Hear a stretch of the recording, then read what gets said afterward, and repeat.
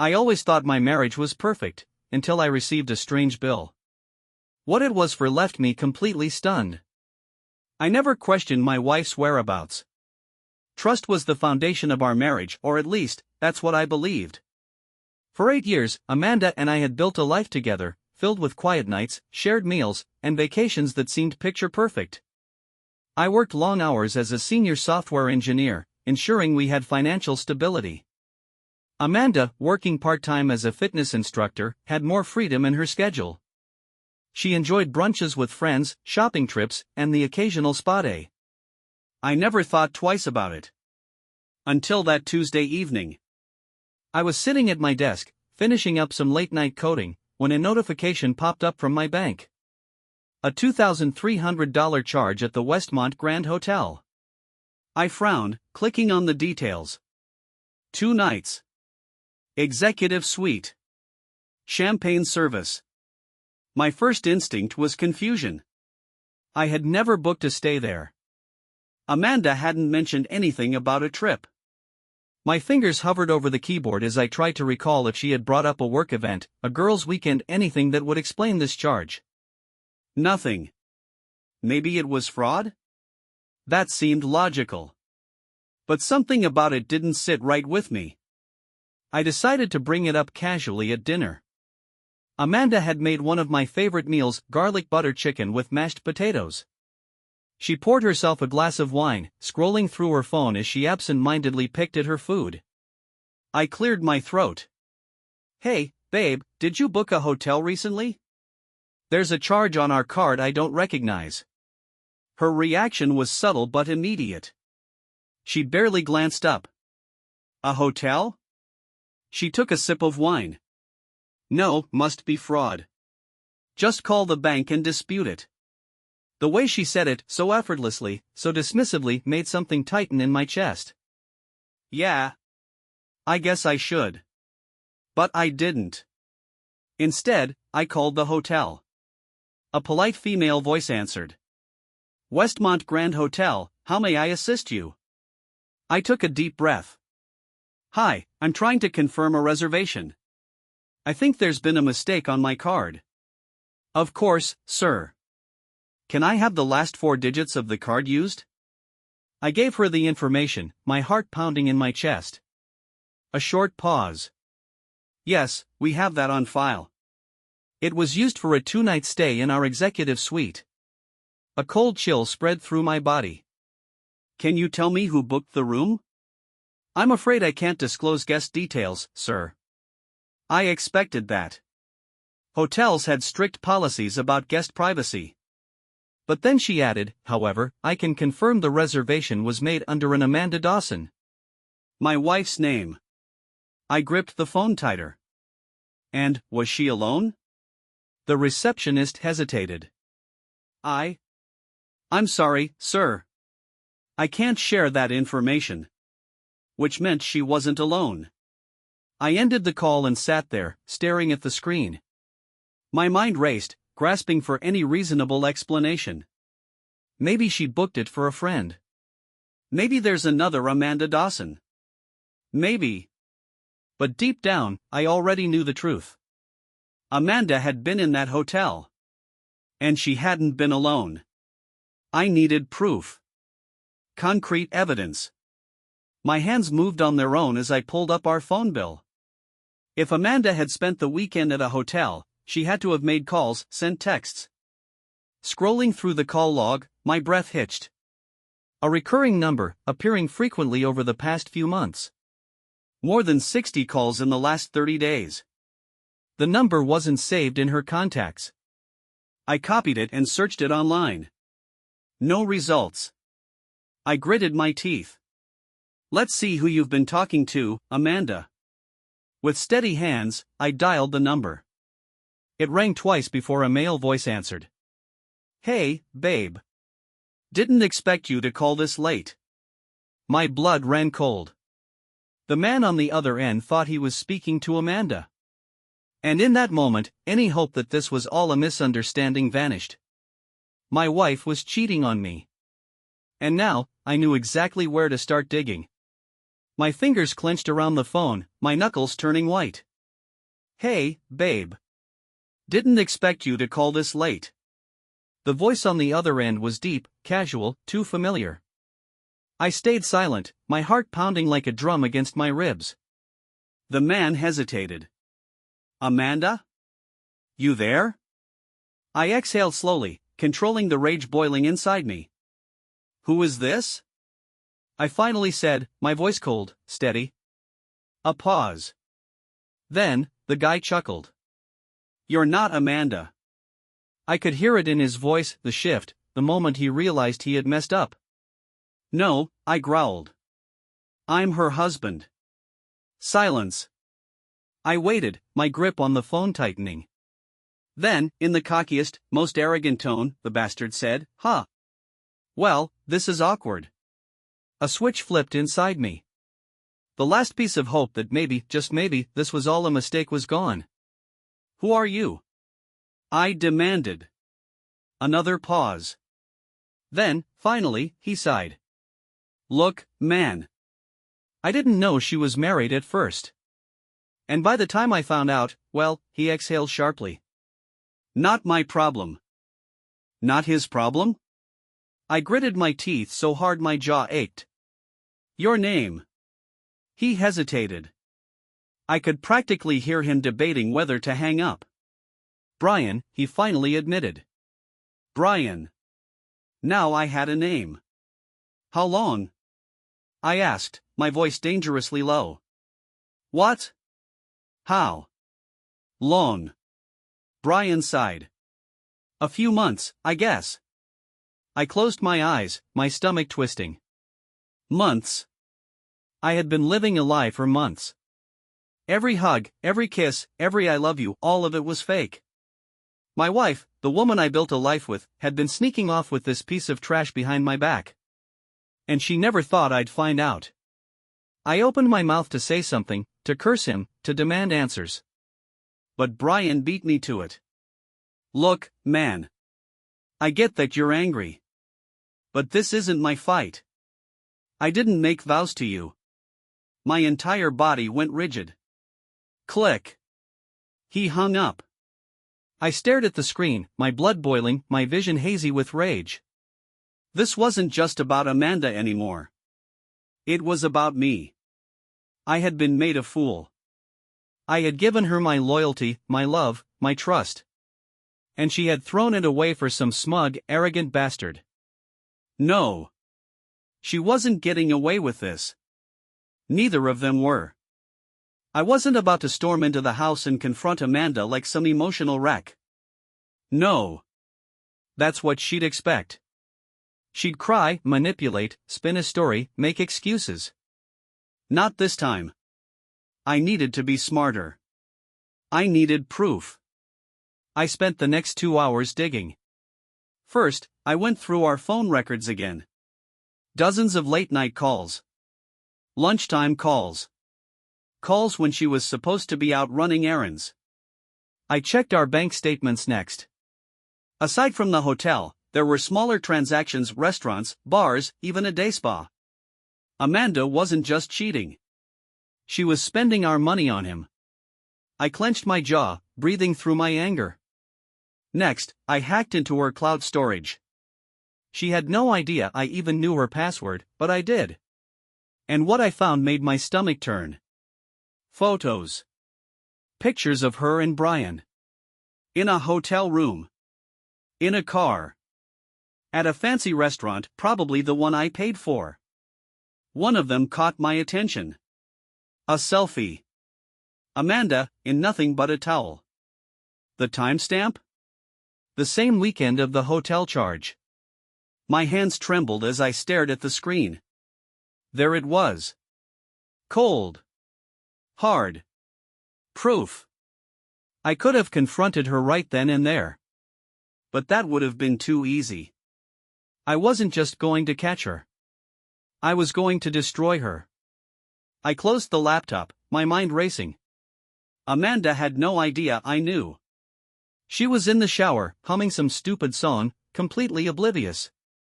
I took a deep breath, forcing my expression to relax. When she came out, wrapped in a silk robe, she smiled at me like nothing was wrong. Everything okay? I smiled back. Yeah. Just tired. Long day. She nodded, yawning. I'm exhausted too. Let's get some sleep. Sleep? If she only knew what was coming. That night, as she lay next to me, I was already planning my next move. I wasn't just going to expose her. I was going to make sure she lost everything. Lying in bed next to Amanda that night, I felt nothing but disgust. The woman I had loved, trusted, and built a life with was nothing more than a liar. I could hear her slow, steady breathing as she slept peacefully beside me, completely unaware that her world was about to crumble.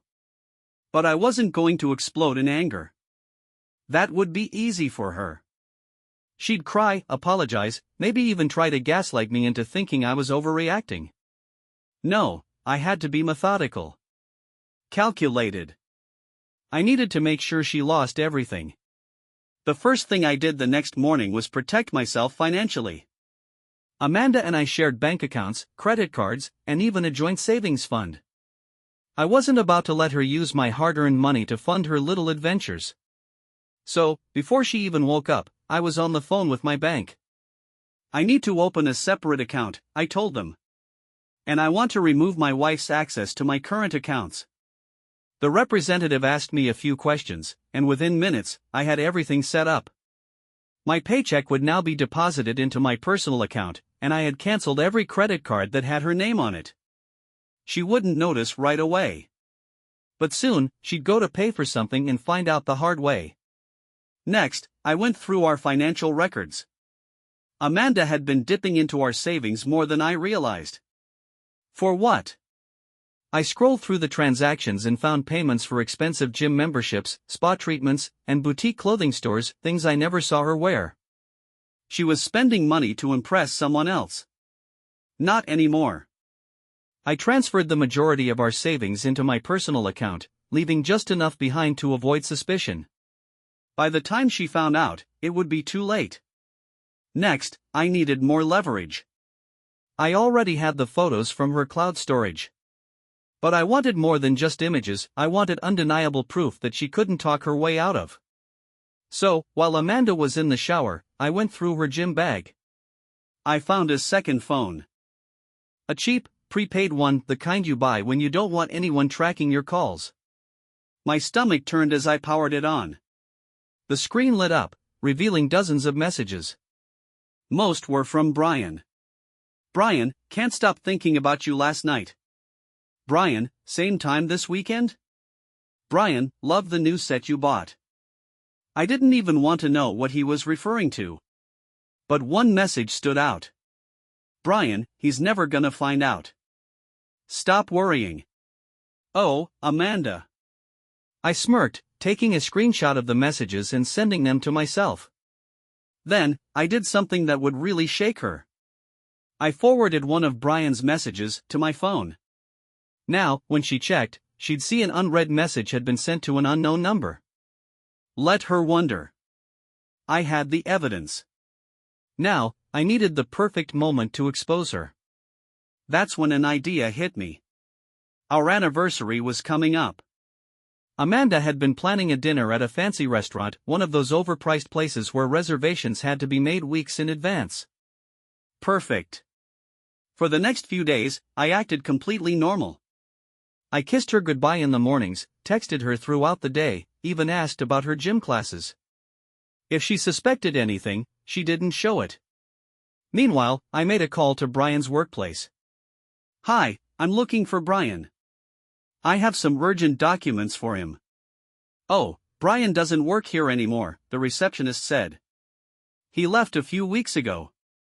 That caught my attention. Really? Do you know where he works now? No, but I think he started his own business. Some kind of fitness coaching. So Brian had left his job. Probably thinking Amanda would help him financially. Interesting. I found his business website and overpriced personal training service. I created a fake email and sent him a request for a session, asking if he could meet at Westmont Grand Hotel. The same place Amanda had booked. I waited. An hour later, he replied. Brian, absolutely. I offer private sessions. Want to meet this weekend? Hook. Line. Sinker. The night of our anniversary dinner, I dressed in my best suit. Amanda, of course, took her time getting ready, curling her hair, applying makeup, choosing a dress that hugged her body in all the right places. She wanted to look perfect. For me? No. For him. We arrived at the restaurant, and she was in high spirits, sipping wine and smiling across the table at me like she hadn't been sneaking around behind my back. I let her enjoy it. Then, just as she reached for my hand, I pulled out my phone. I sent the first picture to her. Her phone buzzed. She glanced at the screen, her smile faltering. Then, the second picture. This time, her entire body went still. Finally, I sent the screenshot of Brian's message. Amanda's face drained of color. She swallowed hard, her breathing uneven. Michael, she whispered. I leaned forward, keeping my voice calm. He's never gonna find out. Stop worrying. Her eyes widened. I saw panic flicker across her face. This isn't. I laughed. A real, bitter laugh. No excuses. No lies. Just answer one question. I tilted my head. Was it worth it? Amanda opened her mouth, but no words came out. I took that as my answer. Without another word, I stood up, dropped a few bills on the table, and walked out. Behind me, I heard her calling my name, desperation creeping into her voice. But I didn't stop. She had made her choices. Now, she would face the consequences. And I wasn't sticking around to watch. I walked out of that restaurant without looking back. The night air was crisp, but I barely felt it. My body was humming with a mix of adrenaline, rage, and something else, satisfaction.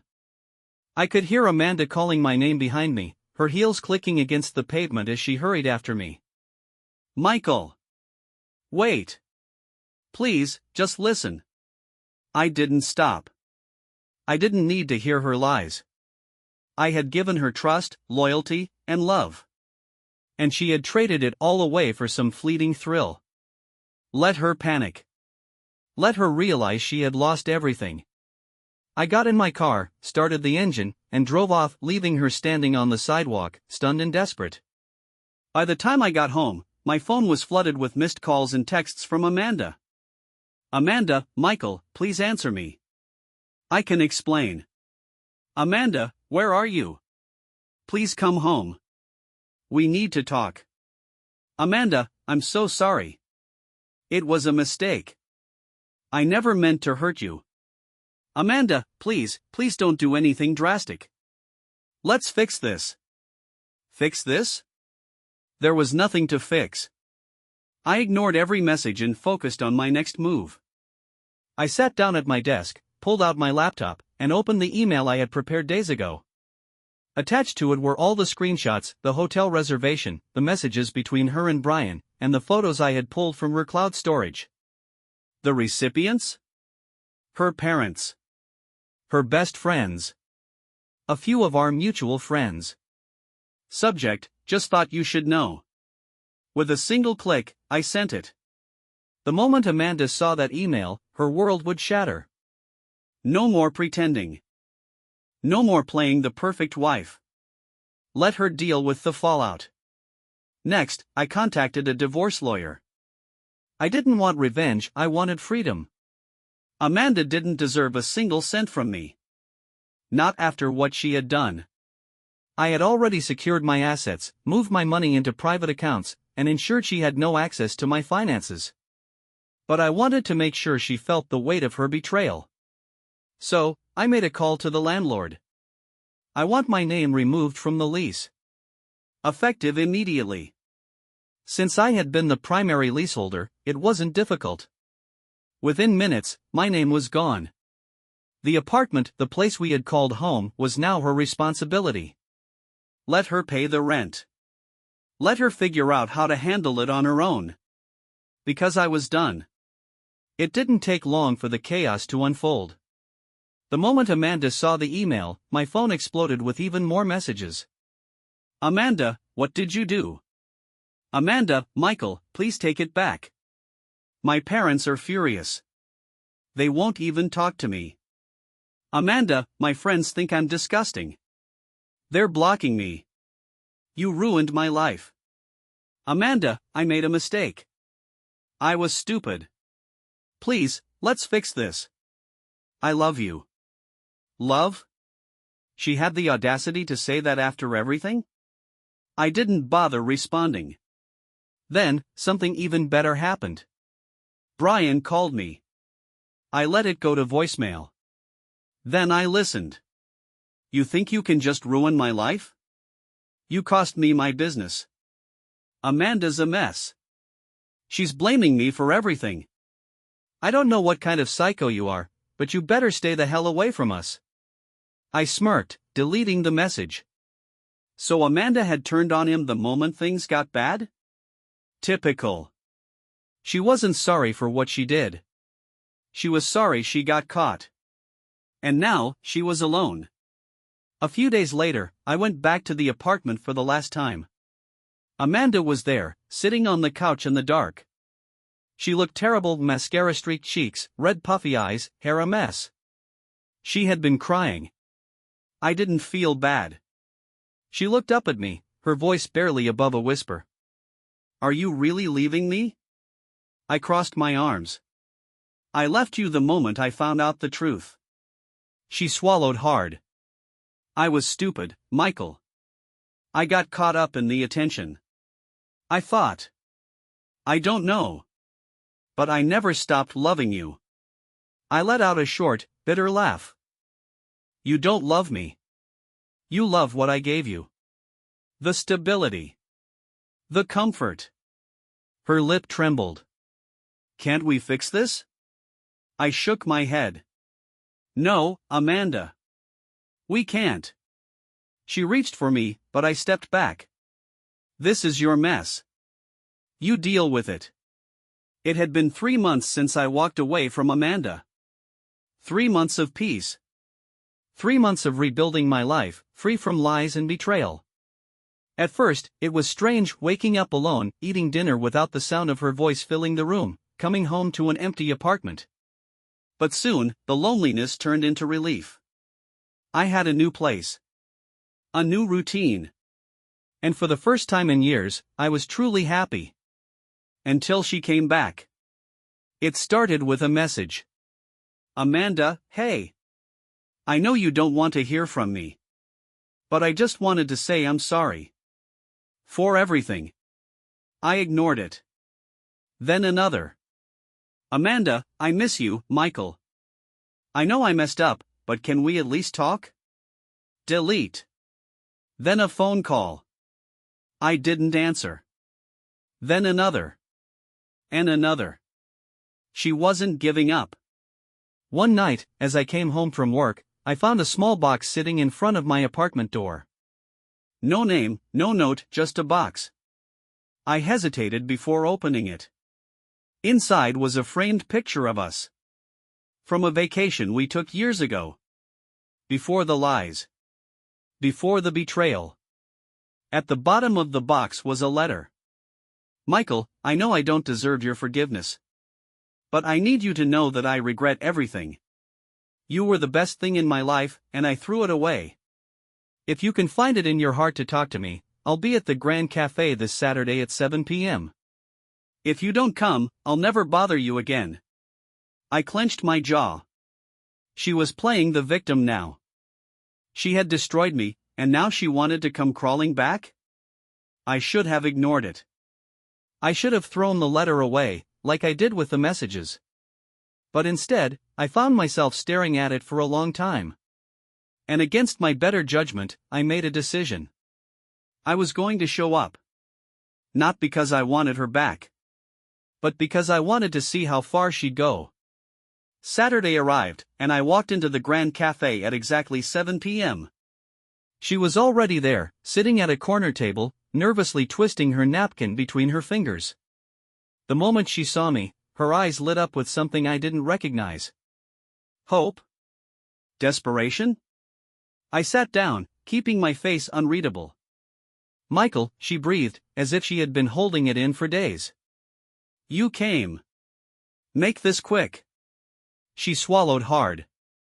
I know you probably hate me. I didn't respond. I've lost everything, she continued. My friends. My job. My reputation. And it's all my fault. She looked down, blinking away tears. You didn't just ruin my life, Michael. I ruined it myself. I leaned back in my chair, watching her. She looked different. Tired.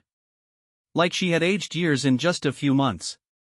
But I wasn't going to fall for the act. So what do you want from me? I asked. She hesitated.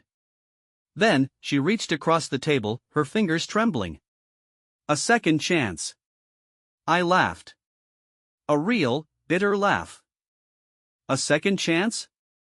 I repeated. You think you deserve one? She flinched but didn't look away. I know I don't. But I love you, Michael. I never stopped. I scoffed. You don't love me. You loved lying to me. You loved the thrill.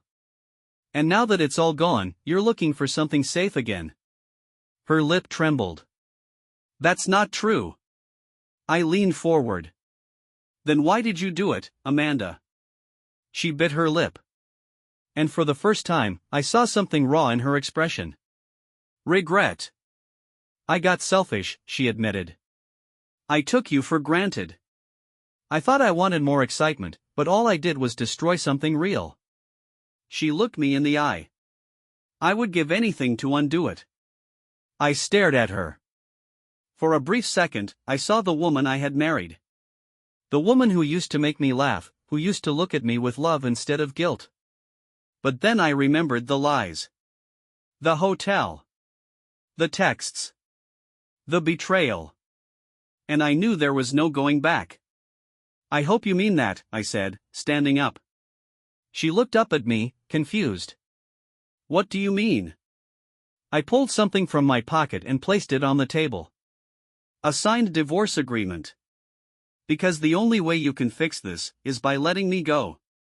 Her face crumbled. Michael, no. Please. I shook my head. It's over, Amanda. She reached for my hand, but I pulled away. Goodbye. And this time, when I walked away, I felt nothing but peace. Walking away from Amanda that night felt like closing the final chapter of a book I should have finished long ago. There was no hesitation, no second thoughts, only a quiet certainty that I had made the right choice. For the first time in months, maybe even years, I felt a sense of peace.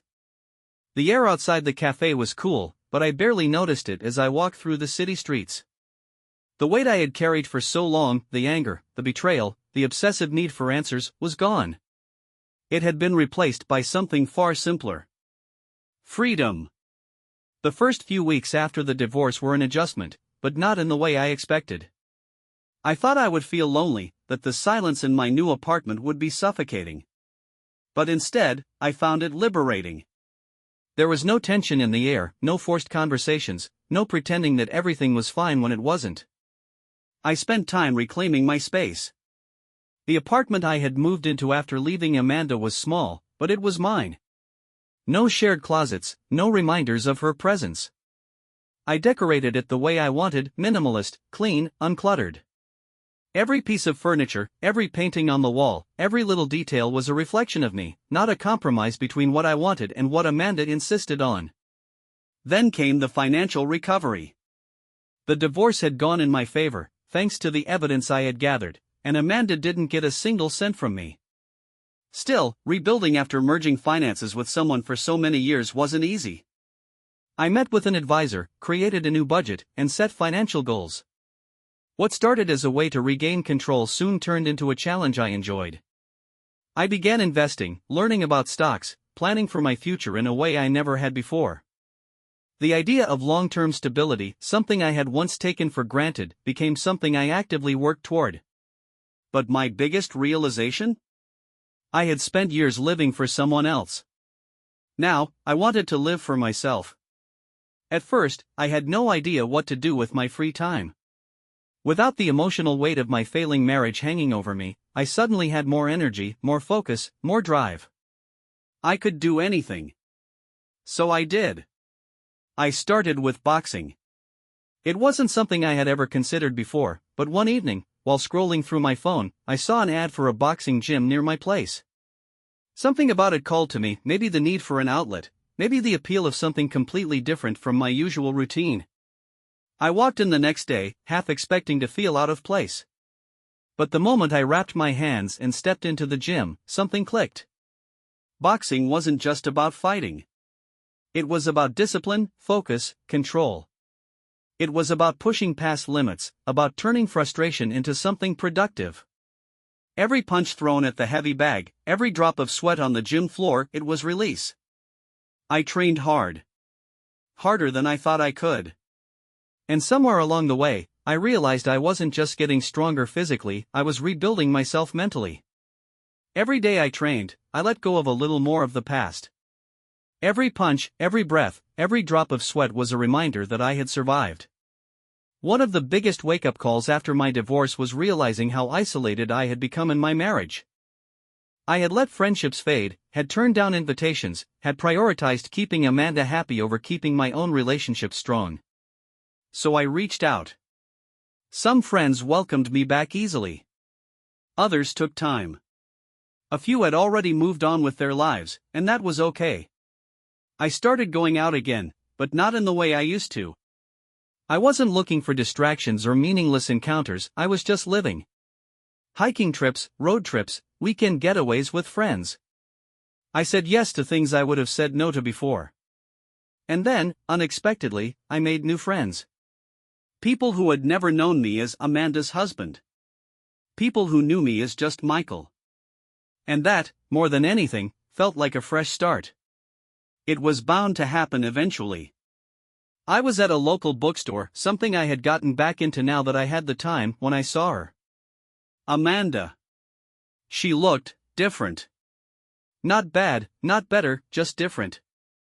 Like someone who had been through something and had the weight of it still hanging over her. She saw me, and for a brief moment, our eyes met. There was no anger in her expression. No smugness, no fake confidence. Just recognition. She hesitated, as if debating whether or not to come over. I saw it, the slight step forward, then the pause, the indecision. But then she nodded slightly, almost as if to acknowledge what had happened. I nodded back. And then I turned and walked away. She didn't call out to me. She didn't chase me down.